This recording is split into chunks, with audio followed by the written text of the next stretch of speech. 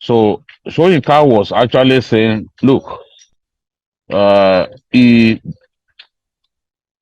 he said Obi did not come even second in the election; that he came third, and I was convinced that the leadership of the party knew that he came second and not first. Um, but they shot back because Soyinka said they persisted on Gbajue to force a lie on the population, especially the youthful.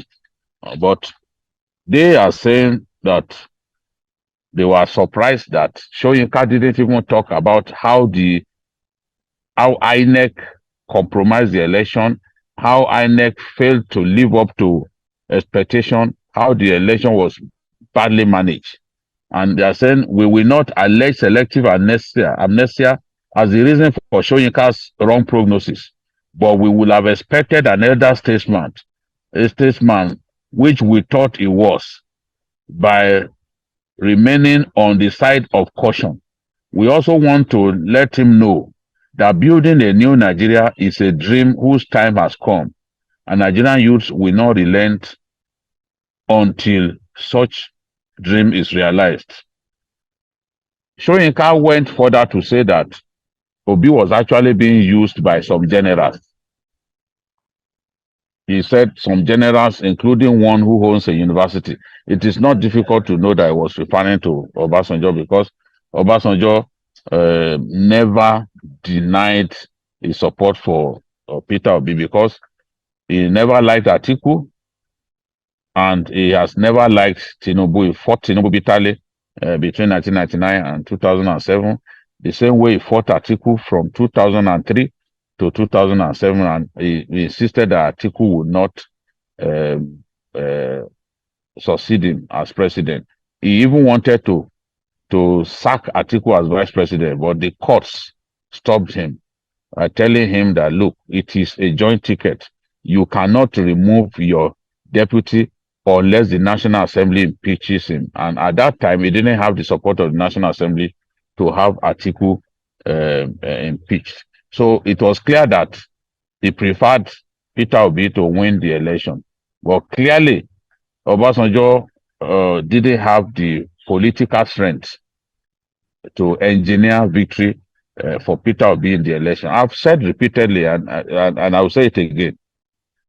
Peter Obi never won a single state dominated by Muslims. And the states dominated by Muslims in our country, they are the most populated and they are the ones who actually vote the most. Lagos, yes, let me say they are in terms of population, they are of the highest number. Because Lagos, in my view, yes, the 2006 census makes Kano the most populated state in Nigeria. But I don't think the reality supports that. I want to believe that Lagos is the most populated state in our country. But when it comes to voting, no state votes like Kano. No state. No state even comes close to voting like Kano. So the states dominated by Muslims are the states that usually do very well in elections. They outvote other parts of our country, other states in our country. Talking about Katsina, talking about Kaduna, talking about Kano, Sokoto. These states, they vote in good numbers. Peter Obi never won a single state in the far north. The states he won in the north are states from the north central, where we have a good number of Christians. Talking about Plateau, talking about Nasarawa, those are not states of the far north. When we are talking of states of the far north, we are talking of states like the states of the northwest, those 7 states of the northwest, the states of the northeast. Those are states of the far north, with dominated by Muslims. He never won a single one of them. His best performance in the far north was in Kaduna, where he won about 21% of the vote. And we all know that Kaduna has a very good population of Christians. So how Peter Obi could have won the election, I wish anybody can tell me how he could have won the election. So in my view, saying Peter Obi won the election is like self delusion, just deceiving yourself because the maths don't add up.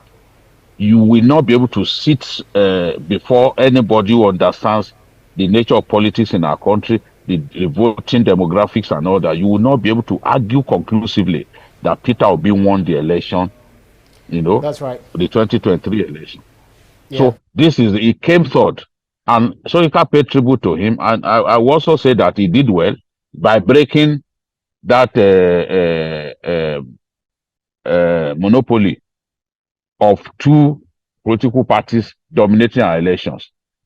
Peter Obi came third, won the same number of states with Atiku, same Yeah. number of states with Tinubu, except that Abuja, because in the context of the election, Abuja is seen as a state, so he actually That's won the right. same number of states with other candidates, but Yeah. he did not score enough 24. He did not score 24%, 25% in 24 states, which is what the constitution stipulates. That's So right. if you do not win enough, if you fail to score 25% in enough states, Yeah. how can you lay claim to the presidency? What is your route to the presidency? You have no route to the presidency.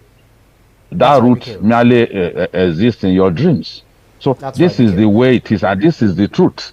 We have to tell ourselves the truth. People will abuse us, but insult does not stick on the human body. That's right, They BKO. abuse you, you walk away. So that's it. That's what it is. That's right, BKO. Soyinka, finally, I think Soyinka needs to leave.